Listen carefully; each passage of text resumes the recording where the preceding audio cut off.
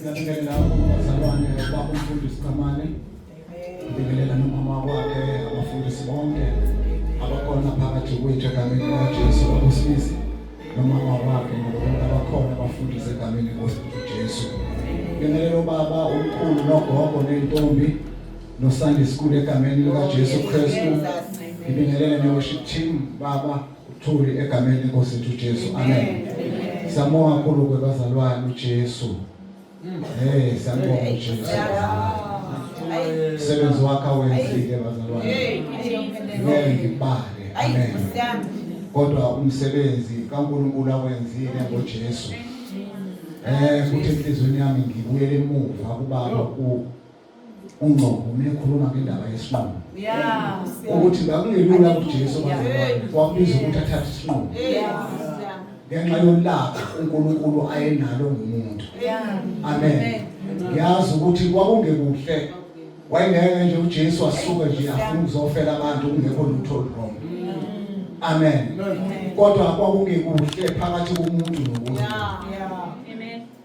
Exakekile uNkulunkulu ukuthi kupha azokwenza ngomuntu. Ngoba lo muntu uthi uNkulunkulu asenza abantu kumfanekiso wethu asifuze. Amen. Amen. Manje mase ngizojikela umuntu engithaka ngifuze. Ininiva wakuthi akaliqede uNkulunkulu ngenxa yokona komuntu. Amen. So bazalwane isinqumo uNkulunkulu ayezosithatha ngathi sasisoba nzima kakhulu. Ukuba uJesu akasithathanga isinqumo. Amen. Amen. uJesu wathatha isinqumo sokuthi azokhwifwa ngamathe. Amen. Azoshawa xetshulwe. Indlela ashawa ngayo uma uyibheka ngisho kumafilimu. Nkosiyami. Kwangazi ukuthi kunento eyiswebhu enezinto ezazimanje. Wawuthi mawumshaya ukuthi xathu. Ngenxa yezono zami nawe. Mhlawumbe namhlanje bengayithuba nawe ukuthi uthathe isinqumo. Amen. Amen. uNkulunkulu wayesezosithatha isinqumo. uJesu wathi ngizosithatha mina. Ngenxa yami nawe. Leli phaseka abazalwane mhlawumbe ngenzeka mhlawumbe uyajwayela uthi uzohafula. Namhlanje uthatha isinqumo. Mhlawumbe indlela yakho ngisho njalo. Ithi hayi angizohafula nje. Ufuna ukutshela ukuthi nasi isibelisi. Haleluya. Indlela yazo lezi lesezu2 yaye ebhujisweni. Yaye ekufeni, yashintsha umjuzo. Neyakho ngashintsha. Indlela yakho ingashintsha manje ngaleli phaseka. Amen. Mawathatha isinqumo. Abanga Yesu Jesu ukuthi azosifela. Ingenxa ukubaluleka kwethu. Ukubaluleka kwakho. Ukubaluleka kwami phambi kaNkulunkulu. So abazalwane bakhulumile kakhulu and kunento engibonile babakhathini ekhuluma ngayo kokugcina. Eseyibala zonke izifo, wabala konke ukuxakeka, wabala amagqubu, wabala yonke into, wabala izono zonke emzimbeni kaKristu. Nezami izono zazilapha, nokugula kwami kwakulapha, nokuxakeka kwami kwakulapha. Amen. Inkinga yethu abazalwane iyodwa. Zithe sezilapha kuJesu sabuya sawelana. Amen. Amen. Bazalwane sasindiswa sisindisiwe. Yes. Bangelona nje umdlalo nje lo ephasika. Ngizofunda ke bazalwane sesiyavala. Kodwa thatha isinqumo. Ngizosho njalo ukuthi nawe uthathe isinqumo. Sizofunda incwadi kaLuka 23 verse 46. Verse 46.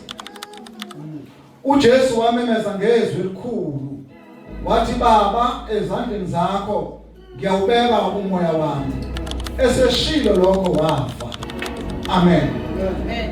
Bazalwane mhlambe mina nawe ngangacabanga ukuthi siphelile indaba uJesu esefile. Nansi indaba ngasenhla yezelelisi. Ekhaza ukuthi indaba yayingaphelanga ukufa kaJesu. Uthi ngizokuba nawe namuhla eparadise. Kusho ukuthi ngezinye indlela uJesu usazovuka. Njengoba uJesu usazovuka fanele avuke nawe uthathe isinqumo namhlanje. Amen. Ngoba indaba ayiphelile. Sekudinga ukuthi uzikhethele wena manje. konke kwabalelwa kuJesu emzimbeni kaJesu. Akukho ongabalelwanga kuye, konke lokukabeka lokho nakho kwabalelwa na. Lenkingo ishiye endlini yabelelwa kuJesu. Lenkinga onayo emsebenzini noma uthola umsebenzi nawe yabalelwa. Amen. So bazalwane okwethu ukuthi sikhumbule sakwenzelwa wona. Inkulu ke uNkulunkulu asenzela yona bazalwane. Sasingafanelekile. Mbonga uNkulunkulu ngokuthi ube khona nendawo namhlanje. Ngoba sizokhunjuzwa bazalwane. Iphasika likithi sihamba nayo. Asagubhi nje sesiyakhumbula. Amen. Asafuni yasathi sizowafuna. Sesokhumbula ukuthi mhlawumbe besemkhohle ukuthi konje lesi sifo sasikhona. Lesi sifo esemnyanga sasikhona. Lo shukela osuze wazwa wathi wakho wawukhona. Sizokhunduzwa ke namhlanje bazalwane ngomzimba kaJesu. Ukufa kaJesu. Yilokho nje kuphela nje bazalwane bengithi nami angizokudlulisa kule ndawo ukuthi uJesu akaqedile-ke. Mawufuna ukuthatha isinqumo manje ungasithatha uzovuka nempilo yakho. Amen. Ilawo mazwi kuphela uNkulunkulu awayini. Hawu ngithatha